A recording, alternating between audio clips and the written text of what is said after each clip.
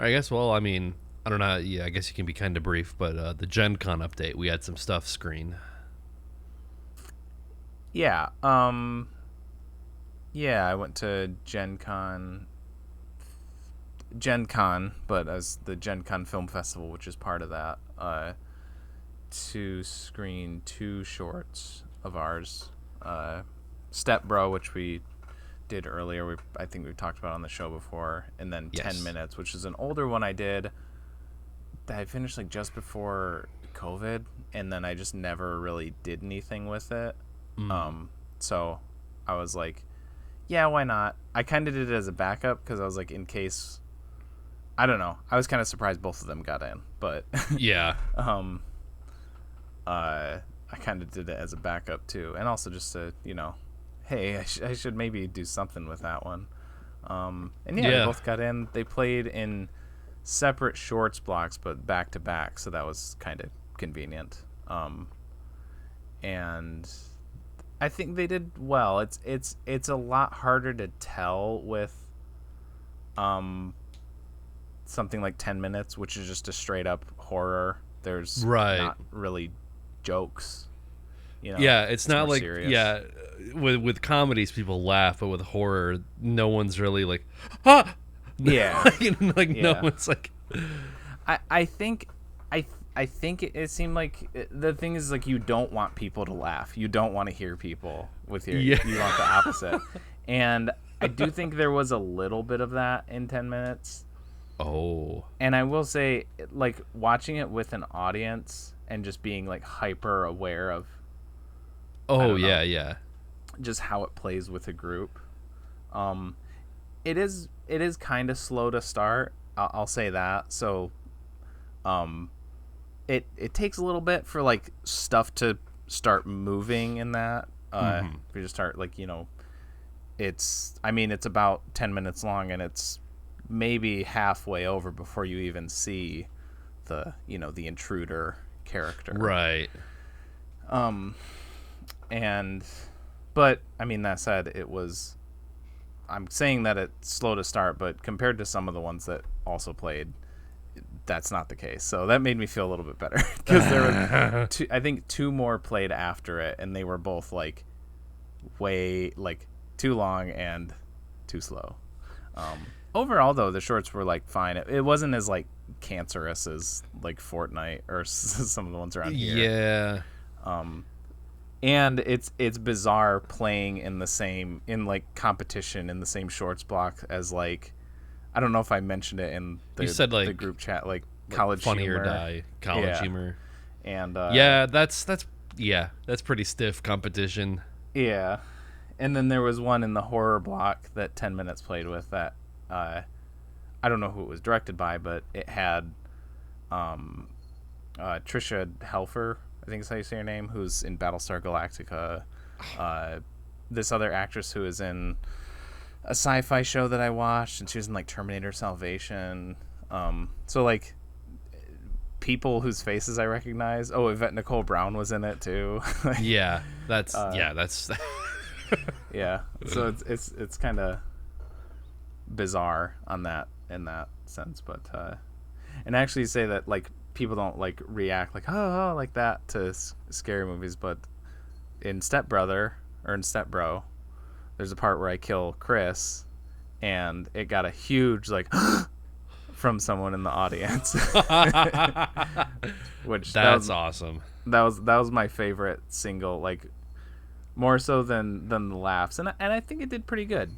Like yeah, it also takes a minute because I was like almost watching through my fingers for the first cutaway bit where it's Chris and Casey, and they're like talking about who took my the scented candle. Yeah. And the point of that scene is to be mundane and to be just like, oh, this is just a dumb little they're arguing over something stupid. But like for an audience, like playing to an audience who might not necessarily know that, I'm like, oh man, these people could just be watching this and just think that this is a really bad like scene. like it's really unfunny, and like not like if they don't get that that's the point there, then it just makes it seem like this is bad. But thankfully, it gets into the later stuff and right. And I think the sort of like my energy in introducing the clips or whatever, like kind of contrasts that a little bit. So you kind of get that I'm trying to hype it up. Yeah, the cut back to us in the studio or whatever helps immensely, because I think where it turns, or at least for that audience, where it turned, where it wasn't just like, it goes to me and I'm like speaking in tongues where I'm like laying in bed or whatever, and there's like kind of some chuckles and some like what, like people were kind of a little confused still, but it was when it cuts back and I'm like, I do the like I don't remember that, and then the little like title comes up and it says like has no idea what's going on or whatever. That got like a big laugh, and then pretty much from there it was like, okay, they get it now. People were on board. Yeah. I really think those titles help a lot, especially I think even like Isaiah has one where like he's like, I don't remember that at all, like what's going on, and then it'll say like he doesn't know what's going on or something like that. Yeah, and all the little calls to action for social media to vote for your favorite stepbro. Yeah. When I saw it, when it screened at the film contest in Lansing, there was one lady that was like sitting behind us that like was losing it. Like she was consistently just like laughing pretty much right after. So it's the speaking in tongues one, and then I think the standing in the corner, like. Because that one I feel like it drags a little bit where he's like standing in the corner staring. Like I get that that's the joke. This lady was like, she kept laughing along with it, and then basically like wrote it out until the end and was like laughing throughout. So tight. Cool. You didn't do any like panels or anything? I did one. I did which I've done every year. So we are Duds. We are ThereWillBeDuds. This is episode 112, and I'm your co-host, TJ, aka J Spot Jack Cheese. Oh, and with me as always, Jesus. We take 1 week off. Yeah. As always, I am Nick, aka Dr. Funk on Twitch, and that's it for this week. Mm-hmm. Do you think we could? I was thinking recently, should we just like drop our handles? Like, yeah, I haven't streamed in like I know 4 months. When we had Josh on, and I have him as Josh, and then in parentheses I had his like YouTube channel. Yeah, but I was like, why don't we just use our names? Yeah, we could probably start doing that. Just switch it to yeah. I might do that. All right. Well. Wow. This big decisions being made on this. Big episode. Decisions. Yeah. All right. And as always, we watched a movie. That movie this week being Touch of Evil from 1958, directed by Orson Welles. And it is about an investigation into there's a car bombing. Some people are killed, and a local man. It's on the border of Mexico and the U.S. And a man from Mexico who is like he's a drug not enforcer. I don't know. He's a guy who works in Mexico. He starts getting involved with this case, and the cops on the case, namely one, decides to frame a young Mexican man for the crime because he's corrupt and racist and in the pocket of a local mob guy. And then the other guy that I talked about first, tries to pin him for, or, tries to reveal him for his ways. Man, I really fucked that up. But that's Touch of Evil. Yeah. I really liked the opening sequence of this movie. Mm-hmm. It made me think of Boogie Nights. Mm-hmm.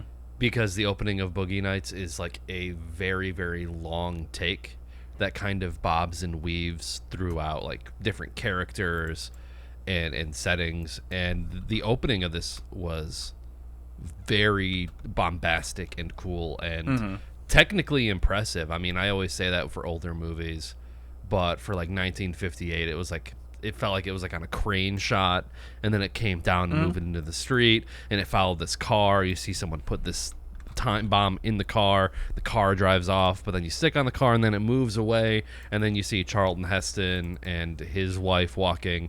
And technically I thought it was really, really cool. I thought it was a really great opening sequence for this movie. Yeah, that's I mean, I'll say that's like the one thing I really knew about this movie is I've seen that opening sequence like mentioned a lot as just a really good like tension builder thing to the point where for the longest time I would always think that this was, no matter how many times I read, oh yeah, it's an Orson Welles movie. Yes. That this was directed by Alfred Hitchcock. Just because I feel like I've watched a handful of those. I don't know what they're called, but Alfred Hitchcock would do these little like videos, and it'd be like the art of editing type stuff, and he teaches. Okay. Just a little one of those, what do they call those, like the master classes that you can take online. Where it's Alfred Hitchcock teaching you like, if you edit a scene this way, it can seem cheery and happy, but if you edit it this way, it can seem creepy and scary. And it's really cool. I like highly recommend them. They're really neat little things to hear the master of suspense talk about how to make stuff suspenseful. And I feel like it just seems like his style of like, that's like how he would kind of set up a suspenseful scene like that, a suspenseful opening. I would say that there are a lot of other sequences in the movie that seem Hitchcockian, especially with his wife at the hotel, and like the scene where they all like grab her, and which I thought was going to be a rape scene. Yeah, me too. Because one of the characters says, "All right, grab her legs," and I was like, "Oh, okay." I was a little nervous there. Yeah. But there's that scene, and then there's like another one. I mean, I'm skipping pretty far ahead, but I'm also thinking of like the scene where you watch him choke out what's his face, Grandy, and it's like there's a light that keeps like kind of swinging, so it's almost like it I don't know, yeah, it's like a swinging effect, like it'll be like light and then dark and then light and then dark. And I thought that was, oh my god, I'm drinking beer and it's killing me right now. I really liked that too, that way of building suspense. Yeah. And speaking of the wife, that's Janet Leigh, who's Marion Crane in Psycho. Yeah, perfect. Yeah. So she is a type. She's typecasted. I thought I said the first time you see he's like handicapped or whatever, the guy who like works at the little motel thing. Good old Dennis Weaver. Yeah. I was like, that would have been cool if that was Anthony Perkins. That'd have been yeah. Yeah, that was a very... Yeah, I could definitely see Anthony Perkins doing that. Just like the sort of like meek, like, oh, I'm the night man. Oh. Yeah. The night man and waiting for the day man. Yeah. He kind of stole the show, or at least he brought on a lot of levity, I would say. Sure, much needed levity, where it's kind of dark and brooding, and then them, like him and Charlton Heston discovering the hotel room, and he's like, it stinks in here. And he pulls up the little bit of like the marijuana, and he's like, I gotta get out of here, like just being in the presence of it, it's gonna corrupt him. Yeah. Yeah, thank God that when I heard that Charlton Heston was like playing a Mexican, I was like, thank God he didn't do an accent. Yeah. That would have made it so much harder to take seriously. But on the inverse of that, it was very funny to hear him be like, yes, hello, my name is Michael Vargas. Like his Charlton Heston voice. Yeah, true. But And I still think I would prefer that to yeah. And like when he did like speak Spanish, it didn't sound like, he's putting on a special affectation. Like it sounded fairly natural. Yeah. But man, I kind of had to keep reminding myself, because he is like noticeably darker. It's like because it's black and white. Mm-hmm. But man, it is noticeable. Mm-hmm. Yeah. Yeah, and the kind of going off that the guy who plays Grandy, I guess, I swear when he first introduces himself to Janet Leigh, I think is the first time you hear his name, I swear he says grande, like the Spanish word. And I was like, okay, he's like, Mr. Big, that's like that's a mobster name, right? Mr. Big. Mr. Grandy, yeah. And he says grande, like how you would say the Spanish word. But then Janet Leigh immediately says Grandy, and I'm like, that's not what he said. And then everybody calls him Grandy after that, and his name is spelled Grandi. Like, it's not spelled Grandy. like grande. Yeah, so My name is Grandi. Oh. You've heard that name before, hmm? Aside from the case my husband's been working on, isn't Grandy what that nightclub is called? I don't know. That was confusing to me because I thought it was like the, it's the Americanization of like just disregarding the actual like pronunciation of stuff, like tortilla. Oh yeah, yeah. Jalapeno. Oh. That kind You sound of like my parents. There were some pretty good lines, but one that got me really good, and I was like, I have to say, brownface Charlton Heston was kind of spitting facts a little bit at one point in time, but I think it was one of the confrontations between him and Quinlan. No, I think it might have been what's his name, Joe. Not Grandy. Who's Pete? Quinlan's kind of... He's the guy that kind of like... Menzies. Oh, look, I found the dynamite. Hey, here it is. He's the evidence planter.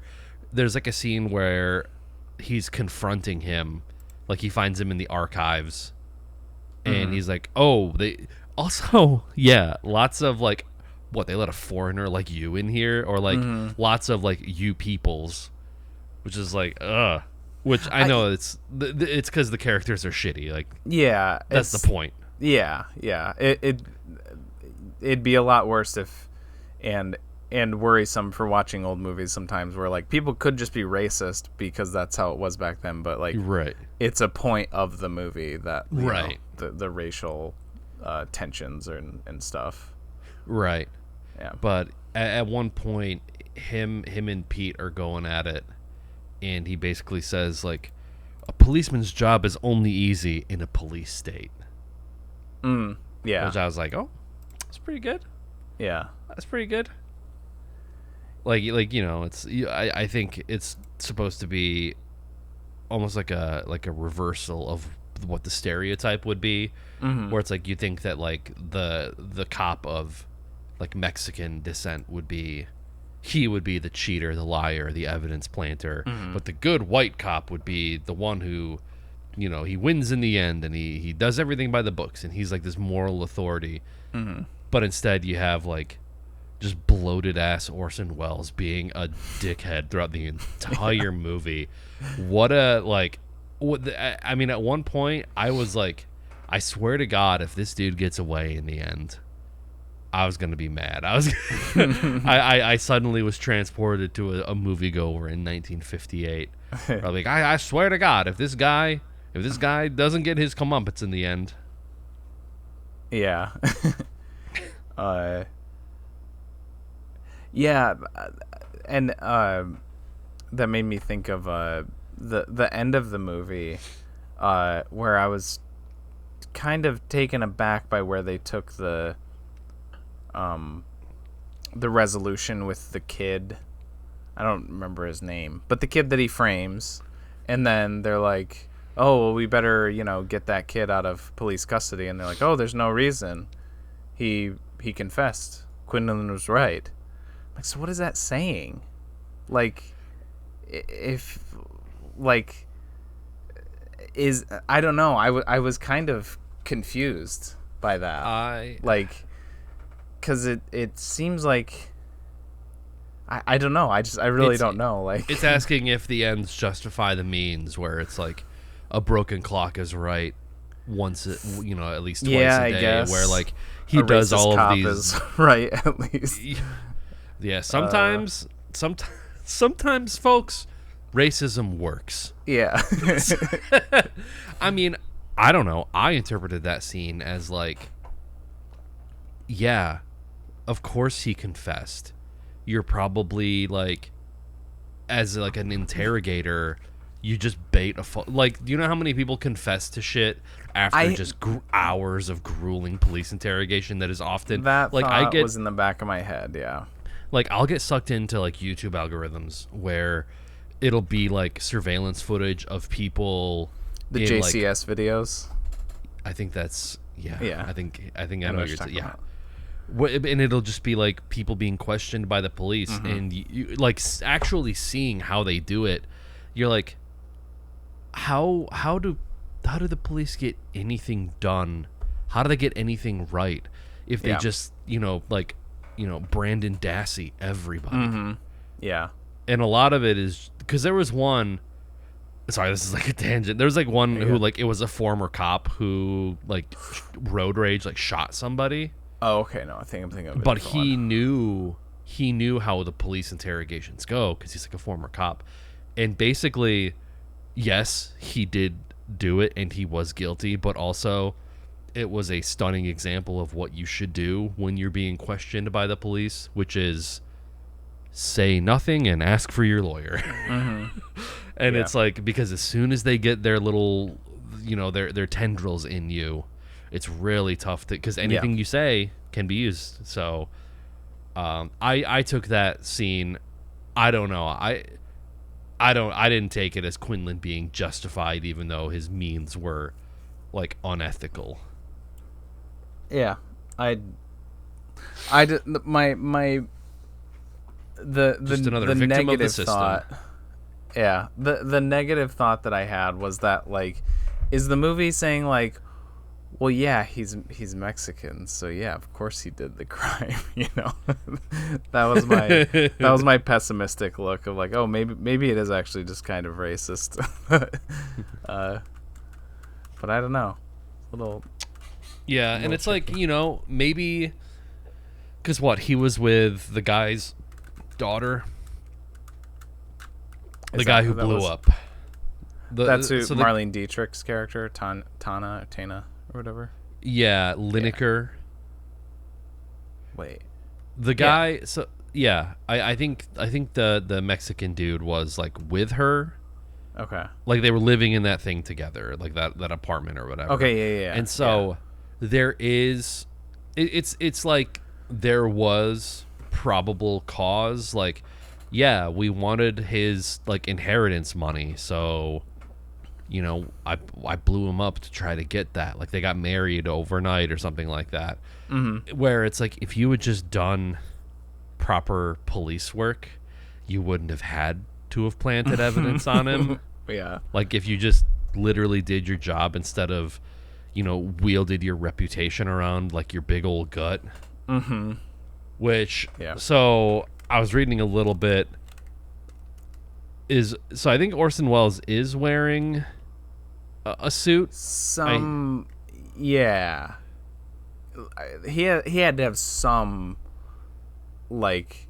prosthetics or something. And I know he got to be a pretty big man, but like his face looked, like his nose looked a little more bulbous. His cheeks were maybe a bit more saggy. I'm like, this is 8 years after The Third Man. That's fucking crazy to me. He aged like the dude from Sunset Boulevard to Network. That's exactly what I thought of, but in like half the time span. Yeah, and he probably lost it again, didn't he? Like in other movies after this? Lost the weight? Yeah. No, I think he was kind of just that was it. Chubbed up the rest of his life, pretty much. I think, because I think like, what was that? I watched a different one of his kind of recently, Chimes at Midnight, and that's like a few years after this. He's also a very big boy.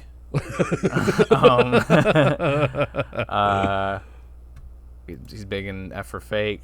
Well, yeah. So unless he just was doing a Christian Bale, like, that's kind of what I was swings. thinking. I think he was just he just got big, stayed big. Yeah. Okay. Well, on IMDb, despite popular speculation, Orson Welles is wearing makeup throughout the film. For hours every night, they'd add pounds and pounds onto him and use prosthetics for his face. He once said that he was late going to a dinner party at his house during the filming and arrived with his makeup on. A famous actress approached him when he entered in all seriousness and said, "Orson, you look wonderful." I'm curious to watch more of movies that he's directed, because this is the fourth Orson Welles related movie that we've done recently, but this is only the second one that he's directed, and the only narrative that he's directed that we've done. That's true. That is true. But I noticed a lot of there was a lot of echoes of, or maybe I should say reverse, because this came before F for Fake, but the way that the audio is edited and mixed, it's like there's a lot of just like people talking over each other's lines. And in F for Fake, I was like, oh, that's like the style of the documentary, right? It's crazy and it's covering all this different shit, but it's like, oh no, I think that's just how he edits his movies, I guess. And it kind of gives it a more naturalistic feel in a sense, because people talk over each other all the time, right? It's not just like, it's like old school like Revolutionary War, where like they stand up on opposite ends and they shoot and then they shoot. The dialogue is not just like, well, I'm saying my thing and I'm not reacting to your thing. It's like, it's got that more natural feel of how people actually talk, especially the scene when they initially like get into that apartment, and you've even got like languages mixing, where like Charlton Heston is speaking to this other guy in Spanish, and then you have Orson Welles just like, make him talk talking. He's like, I don't speak Mexican. Like he does one of those. You're like, I think that's the scene in particular I'm thinking of when I feel like there was really good blocking in that scene too. The way that they were all kind of very like high and low ish, where they're all like the way that they're moving about in that room, and like there'll be three guys over here, and then they move over here. Yeah. I also liked another thing about the ending that I wanted to mention, and also kind of a parallel I thought with F for Fake, is that line that Marlene Dietrich says at the end, where she says, they're talking about him, and he's like, oh, is that all you have to say about him? And then she says, he was some kind of a man. What does it matter what you say about people? And that was very like, if you remember it's kind of the climax to F for Fake before you get to like that weird sojourn where he talks about his girlfriend fucking Pablo Picasso. Where he's like in front of I think it's the Cathedral of Chartres in France. And he's like, all these people worked on this cathedral, but nobody's names are on it. So what does the artist mean to a work of art that like lasts way longer than them? It kind of reminded me a lot of that, of like what is a person versus like what they do. And I think that's kind of That's kind of his ethos. Yeah, right. Because if you go, I mean, I haven't seen it in a long time, but that's kind of the Citizen Kane. I'm sure is like tackles the same kind of ideas. Yeah, or like themes or whatever. I laughed to myself at the scene where Grandy gets murdered, and it does that slow zoom in on like the sign that says like, "Don't leave anything behind." Yeah. And then it's like you find out that he leaves his cane behind. His cane, yeah. But I was just laughing, just like, oh, I guess Citizen Kane got his in the. Oh, damn! Nice. That was his. Kane was his undoing. Damn. So this movie got recut. Okay. What? That's what I got in my. That's what I was reading at the start. Oh. So what version? What's like the standard version that's out there now? Is that like the Universal recut? I was gonna ask. Do you know like how long was the one that you watched? Or like Hour 35. Okay, so you watched the theatrical version. I have the 50th anniversary edition really cool. DVD. So the theatrical, this has 3 versions on it. Although I realized that because I think I got this like I got it secondhand or maybe from a library. You can kind of see the case. Yeah. This does. So I realized when I put it in, because I hadn't watched this before, that I don't have the first disc, which has the restored version, which is the one that I wanted to watch. So I just have 2 of the 3 versions. Anyways, the theatrical version, which is the one that you watched, this original version of the film was seen by U.S. audiences when it was released in theaters in 1958. The one that I watched is the preview version, which is like 15 minutes longer. And it says, created prior to the theatrical version, this cut of the film incorporates some of Orson Welles' requests and was discovered by Universal in 1976. And then the restored version, which is like a couple minutes longer than that one, but I don't have on here, but is the one that I wanted to watch. Re-edited in 1998, this definitive cut of the film is restored to Orson Welles' vision based on his detailed 58-page memo to the studio, and the 50th anniversary thing that I have includes the 58-page memo. That's so cool. Yeah. Well, I guess just read that, and it's the same thing as watching the movie. Yeah, that's what I figured. I was like, well, I can't watch it, but at least I have this, and if it's got some of his, his dialectic in here, it'll be fun enough. It's very to read in there. Like I don't know, Orson Welles and David Lynch seem like sort of unlikely bedfellows in that way, where David Lynch also notoriously is very like, if you don't own your movie, if you don't own like Final Cut, it's not your movie anymore. Like that's sort of his ethos. And like, yeah, I think I might have even mentioned it when we did Eraserhead like 2 years ago, but there are instructions on the Criterion of Eraserhead, right, of like the volume and the tint and like how you should set your TV to watch it. And that seems like a very Orson Welles thing. Like you troglodyte, you must set your TV aspect ratio to 4:3, and you must adjust the color to this, that kind of thing. Yeah. Don't watch it on your fucking telephone. Yeah. I mean, I will say, so I watched it on like a PBS website. I sent it to you, and it is weird because there was a moment where like the quality shifted, and I rewound it. And like I set it to 1080p, like the video player, and it almost like widened again, and the picture quality got fairly grainy for like maybe 5 minutes, and then it was fine again. And I can't tell. I was like, is this a different cut that I'm watching, where like maybe they compiled different transfers to like piece it all together? I don't know. It's very strange. Well, I think, and it just goes to show that there's at least 3 official versions. Yeah.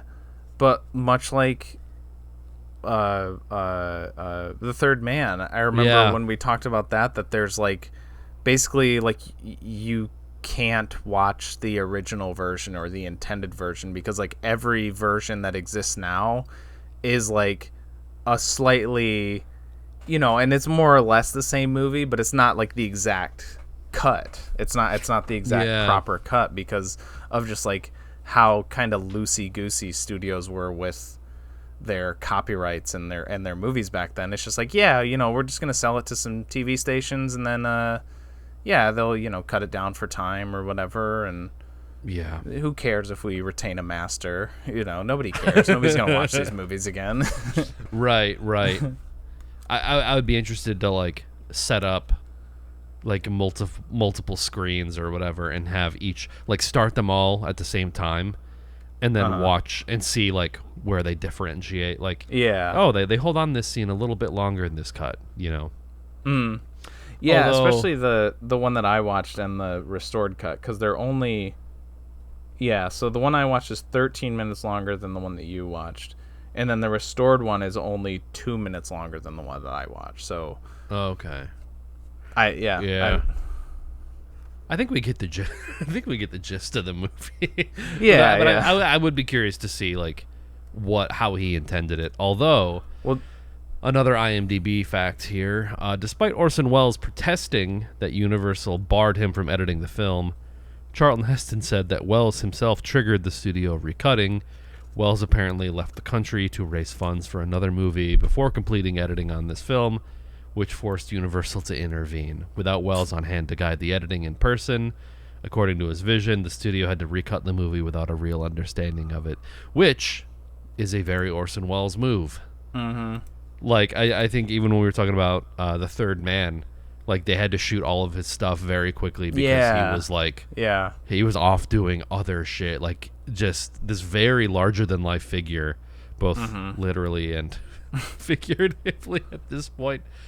Just like always, I think we even compared him to like Howard Hughes, just like the way that his mind works, and just like moving on to the next task, moving on to this. Okay, like I've got a million ideas bouncing in my head at once.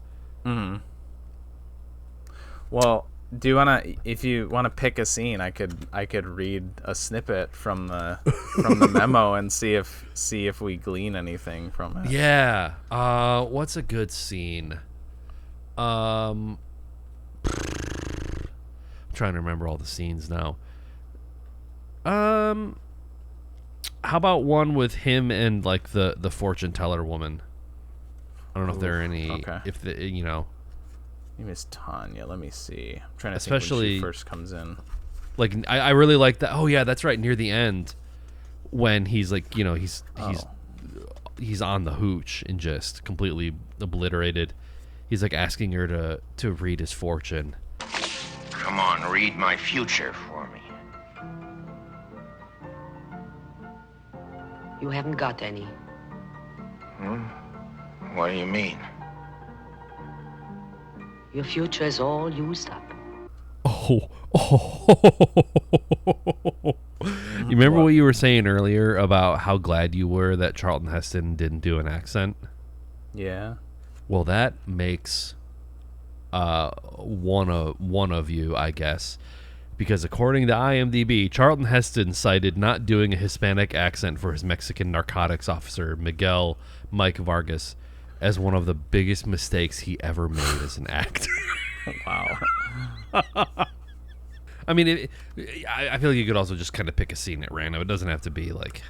I'll just do the opening scene. Why not? Okay.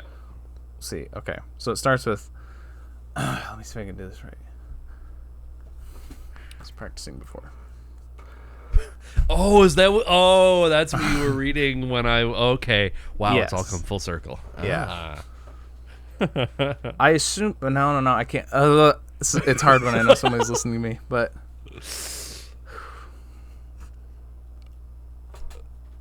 I assume that the music now backing the opening sequence of the picture is temporary. As the camera moves through the streets of the Mexican border town, the plan was to feature a succession of different and contrasting Latin American musical numbers. The effect, that is, of our passing one cabaret orchestra after another. In honky-tonk districts on the border, loudspeakers are over the entrance of every joint, large or small, each blasting out its own tune by way of a come on or pitch for the tourists. The fact that the streets are invariably loud with this music was planned as a basic device throughout the entire picture. The special use of contrasting mambo-type rhythm numbers with rock and roll will be developed in some detail at the end of this memo, which I'll take up details of the beat and also specific of musical color and instrumentation on a scene-by-scene and transition-by-transition basis. That's good, I guess.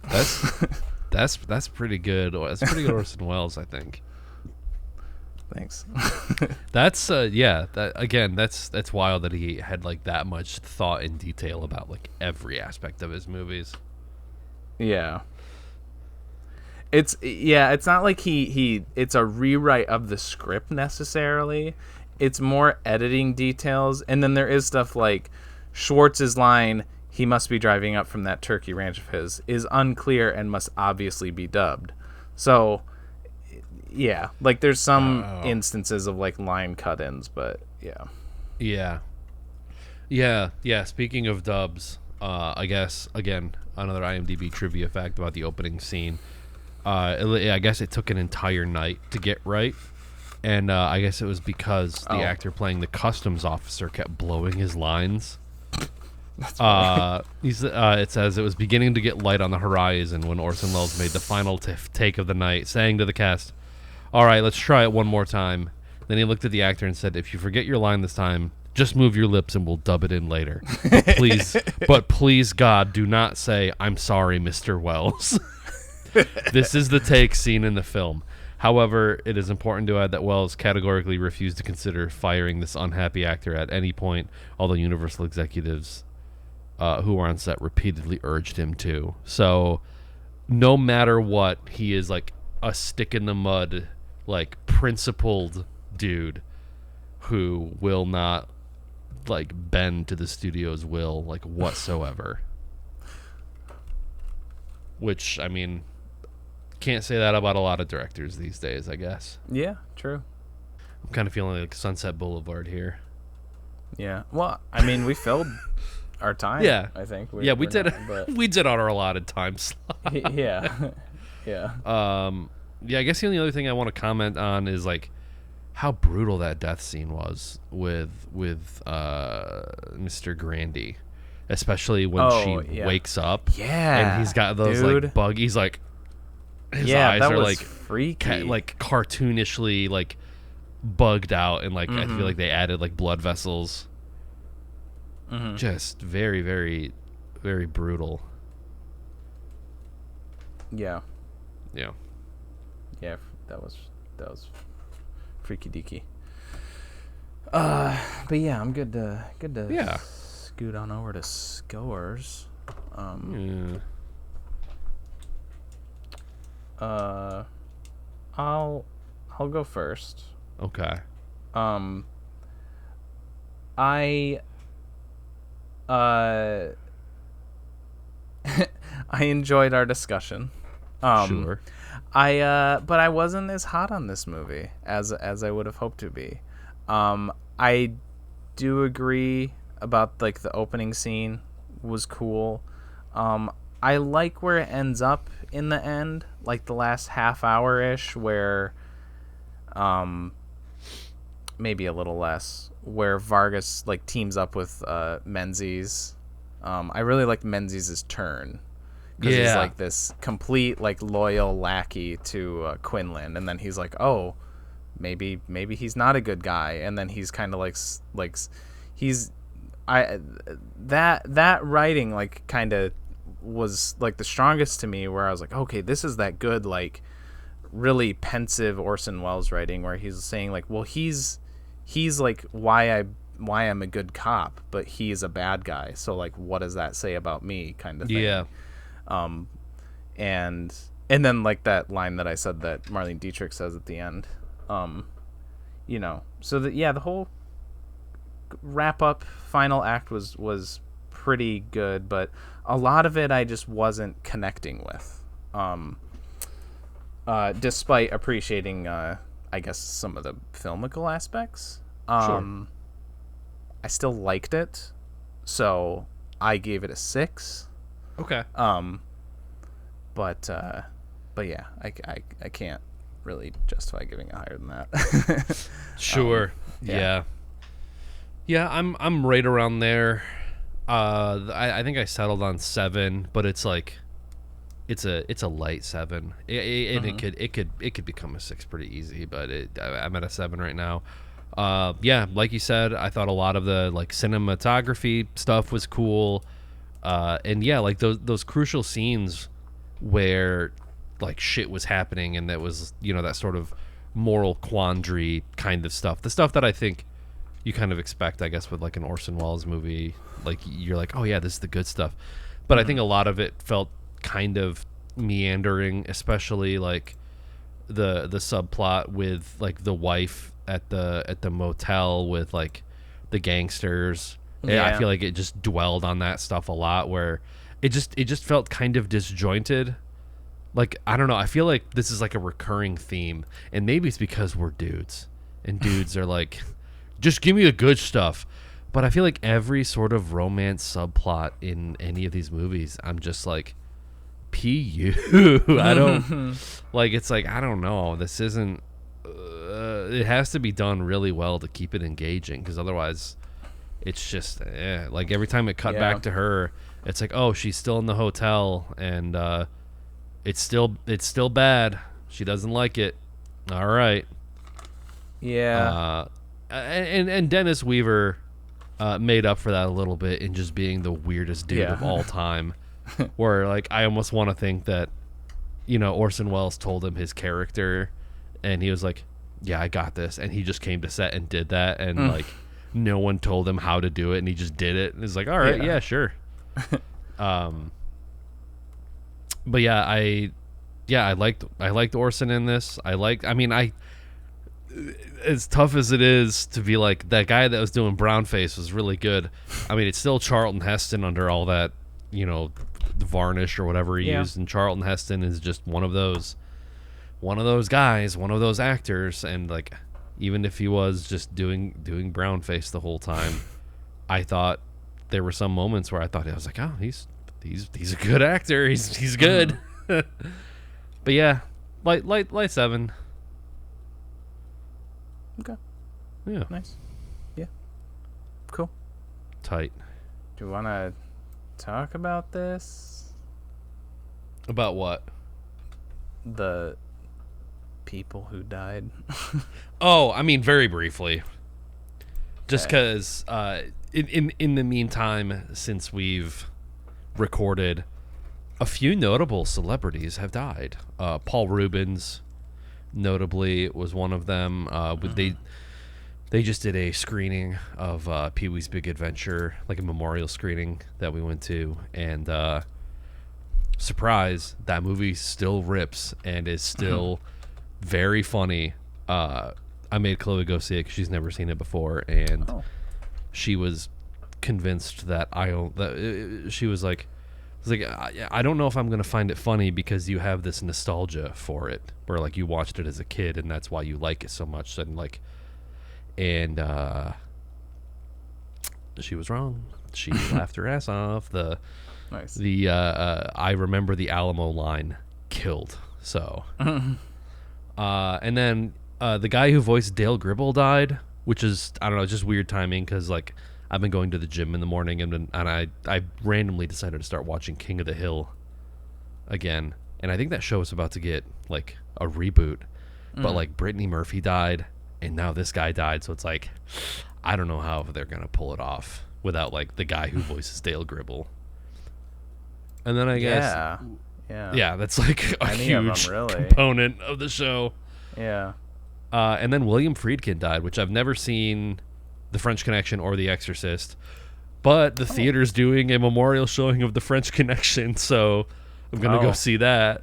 I'm curious. I'll report back on what cut it is. Yeah, you need to ask when you go in. Is this the N-word cut? Yeah, because if it's not, I will not be seeing this movie. Yeah. But I did have a morbid thought where I was like, man, I really want to see, like whatever movie on the big screen. So who needs to die in order for like a memorial screening to happen? But yeah, that's the Lenny Kravitz playing piano to the Oscars reel of like deaths is gonna be tough this year. Yeah. The Friedkin one was what stuck out to me because of the recent thing with the French Connection. Like that was because I think there was like talks about like, or there was I don't remember exactly what it was about him kind of coming back at that, or I don't know, some talks about like, you know, the kind of the fuckery of that, and then he's silenced by the studios, by the Clinton Foundation. Yeah.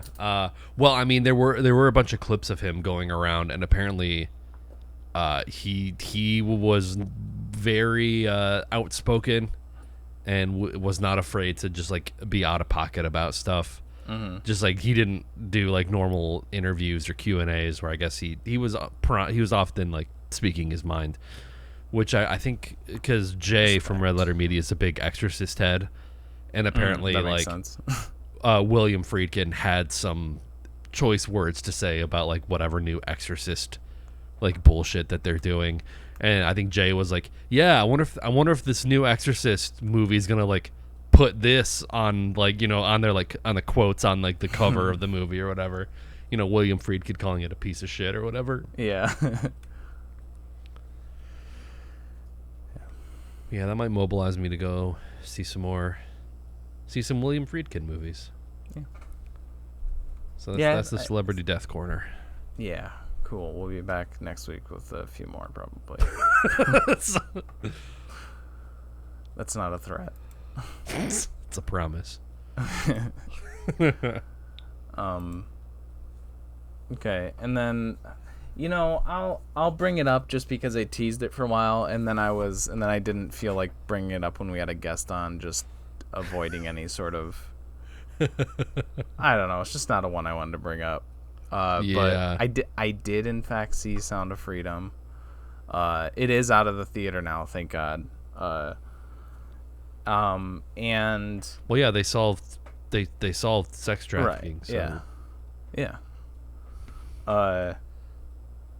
And I'll say that it wasn't as like the movie itself wasn't as like egregiously like offensive in terms of like how it depicted the situation and all that. Sure. And like it wasn't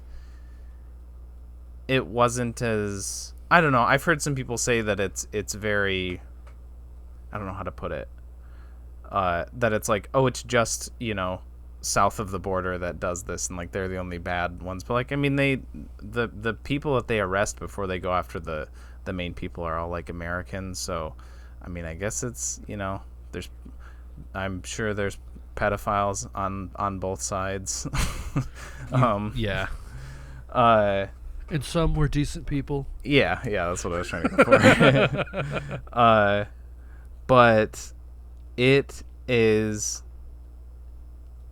I'll say next to the ones that I watch on Wednesday after the stream, after those, it's one of the most boring movies I've ever seen.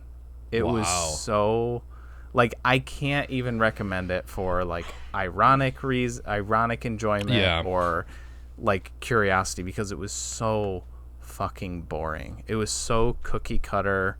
Like, it's exactly what you expect it is. It's like hoorah, Americans go save some kids thing, and just the most basic bullshit, like just everything. It was so fucking boring. That was my main takeaway, is that it was boring.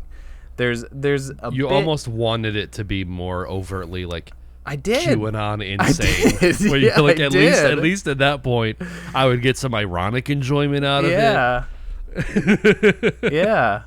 And it's a bummer because it starts out with probably like the best bit where it's like the most kind of silly, I guess, which is where it starts with him kind of tracking it's kind of like the setup Like they Okay. they get a pedophile, and they like arrest him, but they don't have like the hard. They need to get like hard evidence or whatever to like convict him.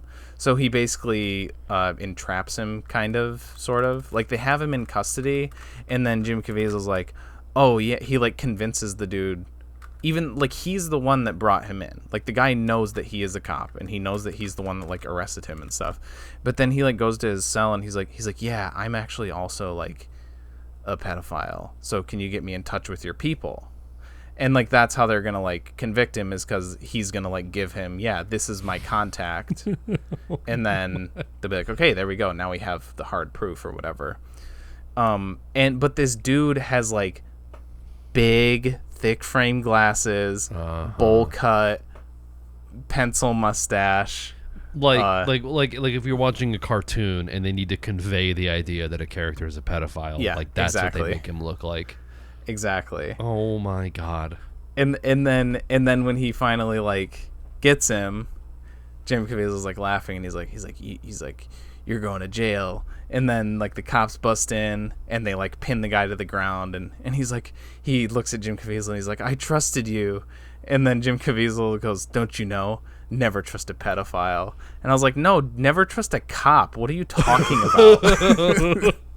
I'd like to think like that's him actually admitting that he is. That he is a pedophile. He's like, no one will ever believe you. Yeah. Yeah. Holy shit. That makes me think of I think it is the Better Call Saul episode of Breaking Bad, where it starts out with like Badger talking to the cop on the bench. And he's like, oh, and he's just like, and then the guy's like, if I was a cop, I have to tell the truth. I have to tell you. Like, ask me if I'm a cop. And he's like, are you a cop? And he's like, no. And then he's like, okay. And he hands him the meth. And it's just like, you idiot. Why would you trust anything he says? Yeah. Yeah. But yeah, that's the silliest, wackiest it gets. From there, it's just boring. Really nothing of note. So yeah, ultimately a disappointment. But it's so funny that it's kind of like when like the Joaquin Phoenix Joker came out, where there was so much shit built up around it, where like when that movie came, like when I saw Joker in theaters, there were like security guards there. Oh shit. Because everyone was on high alert and they thought that like someone was gonna shoot up a theater. Jesus. But it's like but it was like built up as like, this is the most transgressive, like shocking, and it's like, it's a Joker movie. And then you watch it and it's like, it's fine, but it's not like anything that's going to like incite like a revolution or violence or anything like that. And I feel like that's crazy. Kind of the Sound of Freedom effect, where it's this like sort of astroturfed campaign where it's like, we're fighting sex trafficking. We're bringing it to the forefront with this dangerous idea movie that is not afraid to call out the elites. And then you watch it and it's boring as shit. Yeah. There is a part where like, so the music or cuts to black, and then directed by blah blah blah, and immediately in the bottom right corner there's a countdown timer, and it says special message in like 2 minutes and 20 seconds or whatever, and then the timer goes down, and then Jim Caviezel pops back up on the screen, and he's like talking to the audience, and that's like it's literally like a end of YouTube video call to action, like, go to our website and do the pay it forward tickets to. It's like yeah, Tim Ballard's a hero, but the real heroes are the children in this story, and you need to help share their story by going to soundoffreedom.com and buying tickets for people who are less fortunate and can't watch this. And that's the gross part. That's fucking disgusting, because it's like, no, the money's going to the producers. It's the producer saying, give us more money. Like, yeah. I mean, when Trevor and I used to watch like those Christian movies, and some of them were really bad. Some of them were like, I think the Trump Prophecy was one that was like really, really egregious, but it was at least like ironically funny. It's about like a guy who I think I don't know if he's like late night watching TV and basically like sees a prophecy that tells him that Trump is going to be the next president. He's like some firefighter. It's like loosely based on a real story. And then at the end, like after the credits, it's like 2 or 3 minutes of real politicians talking about like how important Israel is. Oof. it's like we just kind of looked at each other like I don't. It was like a movie about Trump getting elected, and then like they're like, you know, they kind of after school special you, where it's like, we've had a lot of fun here today, but let's get serious. Israel is a great nation. It's just like yikes. completely out of left field. Like, oh, why are we talking about how important Israel is right now? It was very weird. But that's like those in-house studio Christian movies. This is like a movie like with Jim Caviezel and like bigger named actors. Like a lot of those movies are just like kind of, they go to like Pure Flix, or they just go directly to like whatever weirdo like Christian streaming platforms people use. But this is like a movie that was in theaters and they still did the sort of like after school special, which that just seems very strange to me. Yes, but this is produced by Angel Studios. Okay. Who did they do the Trump prophecy? No, they didn't do the Trump prophecy. I feel like I don't see it on their Wikipedia page, but I thought I heard something like somehow it's tied to maybe some of the filmmakers worked on like God's Not Dead or something like that. I heard some sort of tie to that, but I don't see it under Angel Features or Angel Studios or whatever. No, they only have 2 features before this. His Only Son and Testament, the Parables Retold. But I mean, those sound pretty Christian to me. Wow, that just rolls off the tongue.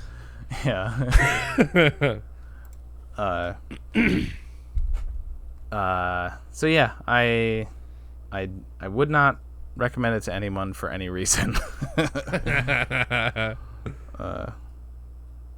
Yeah, it's pretty terrible. It's a pretty bad movie. Pretty boring.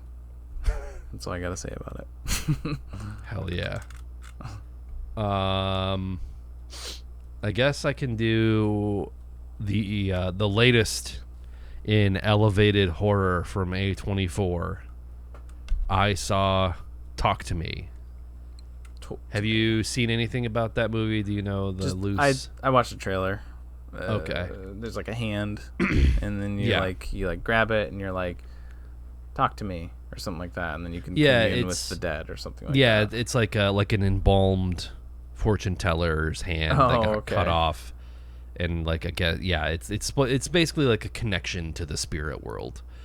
But I went to go see it, and I'm glad I kind of went in before I read too much about it. Mm-hmm. Because it's the most 3.5 star movie I've seen. Ooh.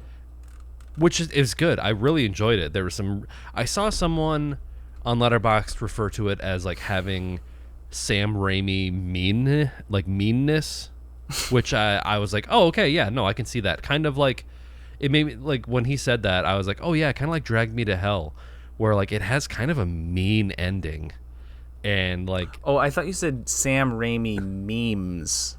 No, like if somebody was trying to do I a tried Sam to Raimi enunciate and made movie. it worse. Okay. Sam Raimi meanness. Okay, gotcha. Kind of like Drag Me to Hell, where just like, I think Alison Lohman was. Oh yeah, no, I know, but it's like, you know, the old gypsy woman like vomits bugs into her face. Yeah. And then like even the ending where she literally gets dragged to hell in like the most brutal way. In the name. Yeah. Talk to Me had a very mean. Yeah. I could see that in this movie. There were some like pretty brutal effects, but a lot of the reviews online were saying that it was like as scary or brutal as like Hereditary or Midsummer or like those other kind of big like A24 horror fairs. Mm-hmm. I don't necessarily agree with that, but I think that's fine. It doesn't have to be like a revolutionary horror movie. It can just be a fun horror movie that has some fun twists and fun effects, and like Apparently, it's made by these YouTubers. Like the whole cast is Australian, and I guess these YouTubers are Australian like filmmakers, and I think it just got picked up, and the cast. The only person that I recognized in the cast was, and I think she's New Zealand, because she was in Lord of the Rings. She's the Kate Blanchett. No. Miranda Otto. Oh yeah, she's Aowen. Aowen. Yep. Yeah. Yeah. So she plays like the mother of like two of the siblings in the movie. But I was like, oh okay, I recognize her. But everyone else, I think, is pretty much a new face, or have only really been in like indie short films. Okay. But I think it's a young cast, but I thought they were all like pretty good. But anyway, yeah, go see it. It was a lot of fun. It's a tight 90, pretty lean. Yeah. And apparently A24 is already trying to like manifest a sequel, but they're doing it like Jungle to Jungle style, where it's like talk to me. And then they took the hand and like made a 2 out like of Left the 4 hands. Dead. Yeah, Kinda. yeah. Which I guess it could be kind of. There's room for more. It doesn't end in a way like. It's like, that's not the only hand that exists in the world. Oh, gotcha. So it's like you could do the same concept with a whole slew of new characters if you wanted to. With horror movies it doesn't matter. Most of the time they can just, even if it's not established in that one, they could in the sequel be like, oh yeah, well we found another thing and there's some new people, so we found the left hand. Yeah, or something like that. Yeah, but yeah, that was tough to me. Yeah, I'd like to check that out eventually. For sure. Boy, I'm sure I'll see it before I do my 2023 list. Oh, okay. Yeah. I feel like it'll be on streaming not too. That shit's crazy how quickly movies are just like on streaming now. Like I don't even think we talked about like Asteroid City. I saw that in theaters and like I think it was out on streaming like a week later.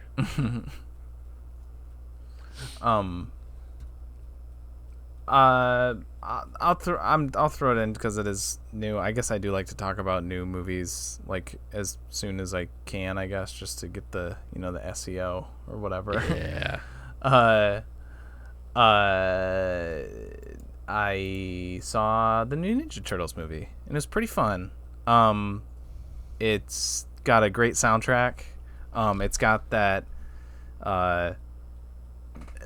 art style that is kind of becoming more and more popular with animated movies these days. That kind of painterly, mixed low frame rate look, and it looks good. It's a good art style that's becoming more popular that I really enjoy. It looks a lot better than the standard CGI drivel from like the past decade that you'd always get with like every DreamWorks movie or that kind of stuff. So yeah, and it looks great. All the turtles are very like distinct. You can tell them apart very easily even without the colors of their masks, Right. which is cool. And they've always been like very diverse like personality wise, but visually and the kid that voices Mikey, I thought was really bad, but everyone else is pretty good. Mikey as in like Michelangelo? Yeah, Michelangelo, yeah. Okay. But I thought everyone else was pretty good. And they're all like kids too. Like they sound like teenagers and they act like teenagers to the point where like they're kind of obnoxious in some scenes. Yeah. And it like I give it somewhat of a pass, even though it is still kind of annoying. But I'm like, okay, I get that it's that's the point. They're teenagers, right? They are obnoxious. Right. So I give it like half a pass, but it is still kind of annoying. and it's just all around like I don't know. I've been a Ninja Turtles fan since I was, since I could watch movies. So I'll always kind of be a sucker for it. But it was cool to see, like, well, not full on spoilers, but like, it's Shredder is not the villain. He's not really in this one. It's Superfly is the main bad guy. It's a bunch of mutants. It's a bunch of different mutants, and they kind of tie it into basically like the same accident that caused the turtles to become mutants created these ones. And it does a kind of cool like subversion where like the first time they're trying to like get the drop on the like, oh, we're gonna stop them from doing their bad thing that they're gonna do, but then like the bad guys see them and they're like, oh, you guys are mutants too, we have like a kinship. So then they kind of just like hang out with them for a while, and it's not necessarily like they're trying to pull them over to the dark side instantly. It's just like we're bonding over our shared history. Yeah, which is just a really neat thing to see, and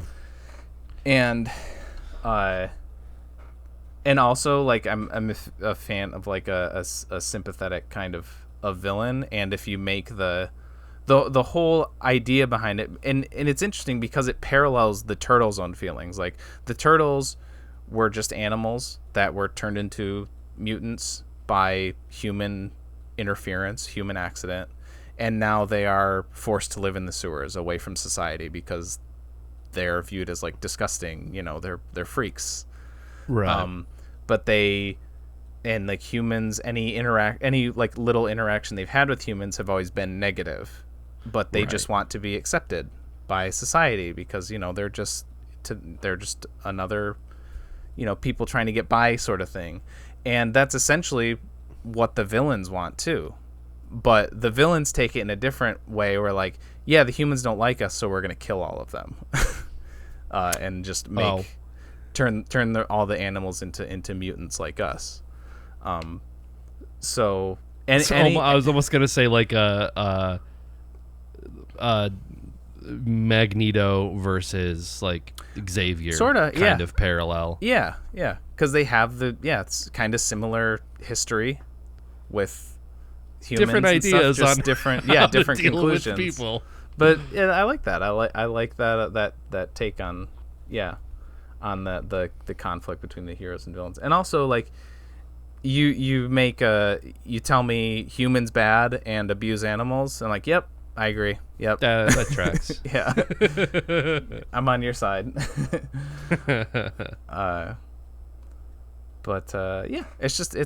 It's another fun entry into the Ninja Turtles echelon. I mean, it's really hard to compare it to, especially the 90s live action ones. Yeah, those will always have my heart. I can't. It's going to be really hard for me to say like, is it better or worse? I don't know. It's probably a better movie than those, but do I like it more? No. I've never seen a Ninja Turtles movie. I have a feeling that's what you're going to say. Damn. I have played a video game. Okay. I think we played the first. They're the same one, maybe. It's kind of like a side scroller, but then you can kind of go into like this overworld, and then it's like you go in the sewers. It wasn't like the side scroller beat 'em up per se. It was more of like a platformer, but it was hard as shit. Which I think a lot of the Teenage Mutant Ninja Turtle games were. But it was so hard. I guess it's an arcade game. They did have one at Chuck E. Cheese for a very long time. They had it way longer than most of the other games, and I would play that every time I went there, even though you didn't get any tickets for it. Yeah, it was just fun. Yeah. But and that's what the movie was. It was just fun. Yeah, that I sent it to you on Discord. That's the one that I played.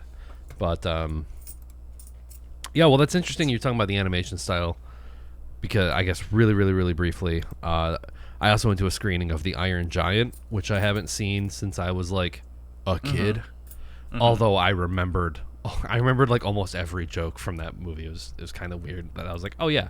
But that has a really unique animation style that it was like kind of like traditional animation, but then like the way that the giant moved, it was almost like rotoscopy. Like it was like this sort of 3-dimensional object in a 2D environment that felt almost uncanny, but it was really, really neat. Yeah. And, that was another one that Chloe hadn't seen. Oh, nice. And I was like, I've seen that in a very long time. I get to experience you watching the ending of that movie. Talia has not seen that too, so I do want to watch that one with her at some point. Yeah. There were some sniffles in the audience at the end of that movie. Yeah, that does have that particular like late 90s look of animation. Like, I don't know if that's like Warner Bros or DreamWorks, but there's like it. I think have you seen? I think that one is Warner Bros. I think it is. Yeah. Have you seen like Anastasia? Because it has a similar kind of look to that, and I feel like that one's DreamWorks, but I don't know. Or like, who's that one? He's like kind of a outside of Disney. He's like a very beloved animator. He did like All Dogs Go to Heaven. Don Bluth. That's what I'm thinking of. Oh. And he did like the American Tail. Movies. Oh yeah.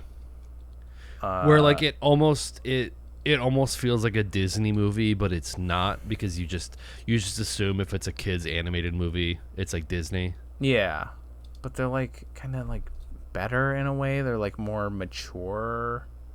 Than most Disney. I mean the Iron Giant is a Soviet era Cold War kids movie, and like there were people that brought their children to it, and I'm like, I don't know if they are going to enjoy this at all.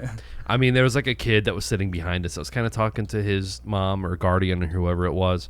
And there were a couple points where I just heard him say it to her. He's like, okay, good night. And he like kind of leaned back in his chair. But I will say at the end, I think the kid was like on the edge of his seat. So it still mostly worked. But I think there's a part in that movie where it's like, you know, a black and white film from that time that's just like, hide under your desk in case the Soviets drop the bomb, and it's like very cartoonish, but it's just like, no, you would be evaporated if that happened. But it's like a little girl hiding under a table, and then it looks like an apple core, but the little spot where she was hiding is totally fine and everything else is blasted out. So it's just like, yeah, that's like a very distinct period of time that I don't think kids today would really appreciate or like understand like the historical context of the Cold War. But I thought it was like a really good backdrop to deliver the message of that movie. Yeah. So yeah, I gotta watch that one again. I always laugh at Hog because it's his BB gun gets Hogarth or whatever. Hogarth Hughes. But his Hughes. BB gun gets snapped in half, and the FBI guy is like in the car, and he looks at it, and all he can see is Hog, and he's like, Hog, Hogarth Hughes, and that always made me laugh. Also, M. Emmett Walsh is in it. Good character Nice. voice actors. Yeah. There's some animation movie, Rex. Yeah, that is a Brad Bird movie, and he is. It is. He did like Ratatouille and The Incredibles, so he's got some good ones under his belt. The Rocketeer too, he did. Or no, he didn't. Shoot, why do I always think he did Rocketeer? I always think that he didn't do the Rocketeer. Oh, he did Ghost Protocol. That's the other one that I'm thinking of. Yeah. He hasn't done very many live action ones, but yeah, Ghost Protocol rules. All right, cool. All right, next week it's back to Dud Cup, baby. Oh man, I've been feeling it. I've been like re-listening to our Dud episodes. Oh yeah. For the list just for the letterbox list, I decided to log our ratings for that too. Oh, so I've okay. kind of been in the on mood for a it. dud kick. Yeah. All right. Cool. All right. I'm gonna look up the stuff for it where we can watch this first. Okay. Cool. All right. It's on Amazon. So an easy Great. watch, easy ride. From 2019, Oh no. directed by Fred Durst. We're gonna watch The Fanatic. Yeah. Holy shit. All right. Well, I could finally kick this one off the list of Hell insane yeah. things that have you seen this? Yeah, I've seen it once. Yep. Yeah. Oh boy. Yeah.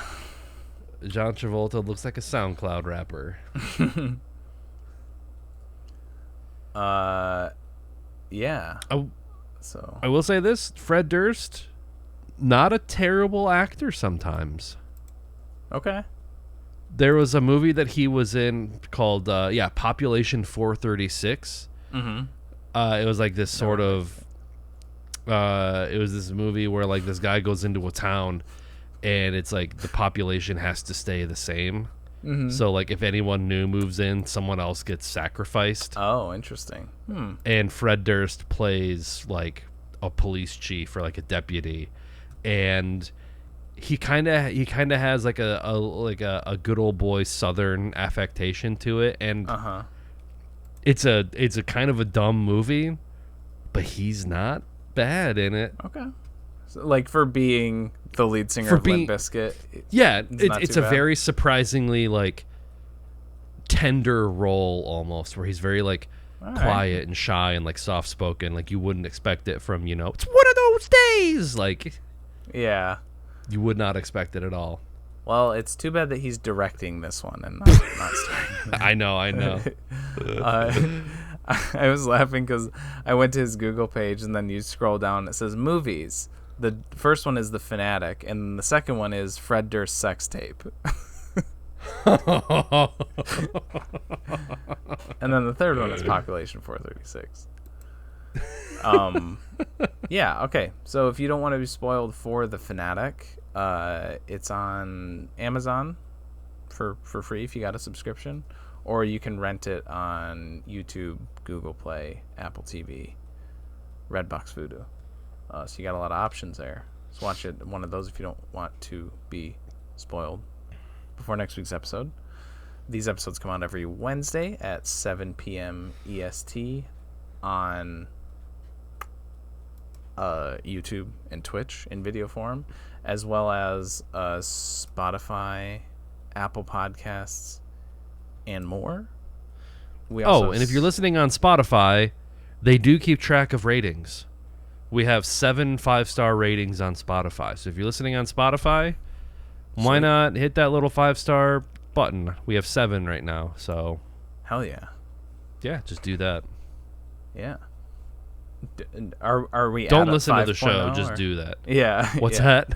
Are we at a 5.0 or do we have some? I think Some not. I think it's at 5 and there's 7 ratings. Okay, cool, awesome. So Yeah, do that. And we also have social pages on Facebook, Instagram, Twitter, and TikTok. And I think that's about it. So, with all that said, I am definitely a good choice to play a Mexican. TJ, aka J Spot Jack Cheese, and with me as always. All right, just we're not fuck our nicknames. I'm just TJ. done with that shit. Yeah. And as always, I'm your fidgety reefer madness out Nightman. Just looking for his day man. Nick. Yeah. Nick, aka just me, baby. Uh, Feels weird. yeah. Yeah. Okay. Yeah, there. That's good.